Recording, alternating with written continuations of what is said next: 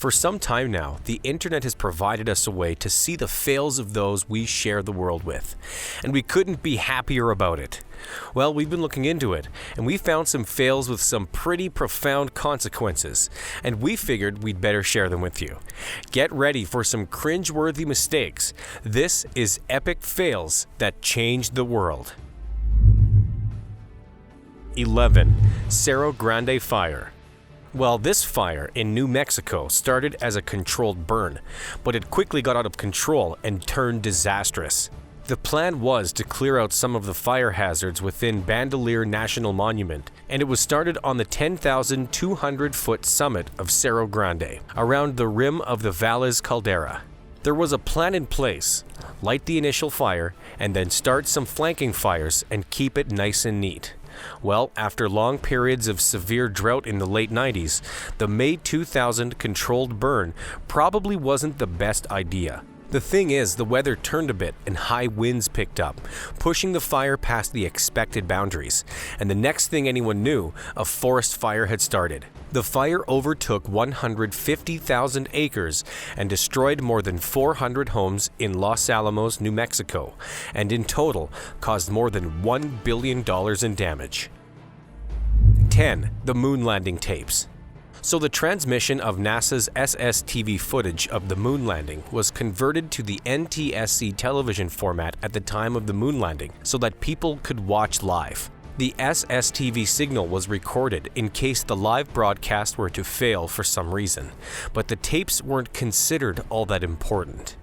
The NTSC copies of the moon landing survive, but in the late 1990s and early 2000s, retired contractors and NASA employees went looking for the visually better SSTV tapes and couldn't find them. This is because, in the years following the landing, preservation of these backups was deemed unimportant, and the thought is that, while facing the data tape shortage in the 80s, the moon landing tapes were erased and overwritten. The original tapes of one of humankind's most significant accomplishments. One small step for man, one giant blunder for mankind. 9. Mars Climate Orbiter. Hey, while we're on the subject of NASA and space travel and giant mistakes that change the world, we figured we'd bring up the kind of comical, sort of disastrous mistake that brought down the Mars Climate Orbiter. On December 11, 1998, this thing was launched by NASA to go and study the climate on Mars and monitor it for any surface changes. The thing is, on September 23, 1999, NASA lost communication with the orbiter just as it was going into orbital insertion. Now, we don't know whether it was destroyed in Mars' atmosphere or if it was shot back out into space. Either way, we lost it. A $125 million mistake. What happened was, the team at Lockheed Martin built the craft to use imperial units to operate, but NASA used the metric system. This literally has to be the world's most expensive math mistake. 8. Constantinople. Let's shift gears a bit here and talk about the time the people of Constantinople got trumped by the Turks because a gate was left open. Or so the famed story goes. Constantinople was the wealthiest city in Europe at one point, and it was formidable. It had fended off attacks for many years and was built to, as its defenses were some of the best and most sophisticated at the time. It was intentionally constructed to stand as a rival to Rome, and it did well for many, many years. But all good things must come to an end. The Ottoman Empire showed up in 1453, and the city was captured with 50,000 people inside. We'll just tell you that good things did not happen to those people. As we said, legend has it that someone left a Kirkoporta open. A Kirkoporta is a small gate that was used by the soldiers of Constantinople to go out and attack the Ottomans. A city attacked and then captured because someone forgot to lock up a gate. Brutal. 7. The Cedar Fire. This would be quite a terrible incident to have on your conscience. The Cedar Fire was an extremely destructive wildfire in California that raged in October and November of 2003. It eventually ended up destroying 2,232 houses, which were the majority of the 2,820 buildings that were destroyed. In modern history, the Cedar Fire is California's third largest wildfire, and it was the fourth most destructive fire the state has seen, as well as the fifth deadliest. Conditions for this fire to spread out of control just happened to be right shortly after it was started, as the Santa Ana winds blew in and helped the Cedar Fire spread at a rate of 3,600 acres per hour. It burned a total of 246 acres and took the lives of 15. So what was the fail that started it? Well, it was started by a novice hunter named Sergio Martinez, who got lost and needed found. The thing is, he lied to investigators and told them that he had fired a shot to draw attention and that the shot started the fire. It turns out that he lit brush and sticks on fire to signal rescuers. It got out of control and he burned down a lot of California. 6. The selling of Alaska. Well now, this deal definitely worked out in one country's favor and most definitely did not for the other. Alaska, a massive frontier with millions of things to do and see, was once not considered all that important to Russia. They had been the first to settle it, and therefore they had technically laid claim, so that made it theirs to sell. After the Crimean War, Russia was checking into selling off the land, and after the American Civil War, America was ready to purchase it. So they did on October 18, 1867. Now, what the United States gained was an additional 586,412 square miles, and what Russia gained was $7.2 million. What the United States lost was $7.2 million, but what Russia lost was priceless. Wild land that has produced gold, oil, endless timber, and many generations of young Americans as tough as those found in Russia. It was a winning season for the United States. 5. Donald Rusk Curry. No, that's not the fail, but the person who did the failing. Technically, it wasn't really even Curry's fault. Let us explain. Donald Rusk Curry was attending the University of North Carolina at Chapel Hill when he visited Wheeler Peak in the Snake Range in Nevada to do a little research. He took core samples from Great Basin Bristlecone Pines to check their age, and that's why he was there in the first place.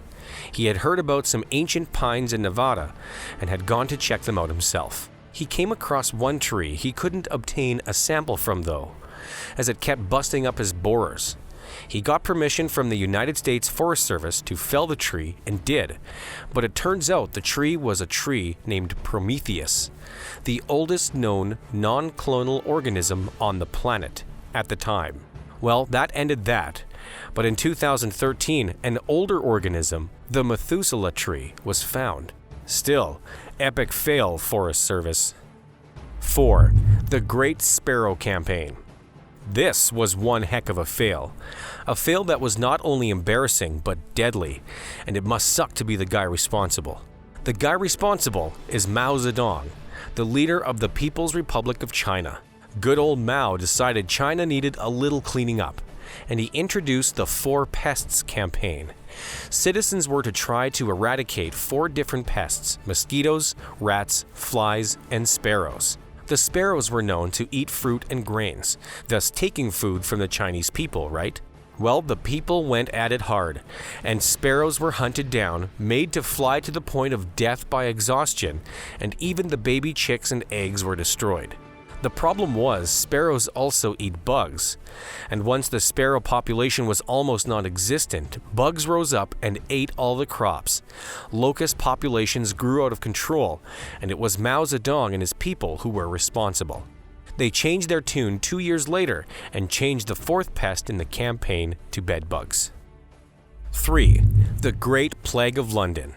The Great Plague of London that began in 1665 was one scary plague we're glad we didn't get caught up in.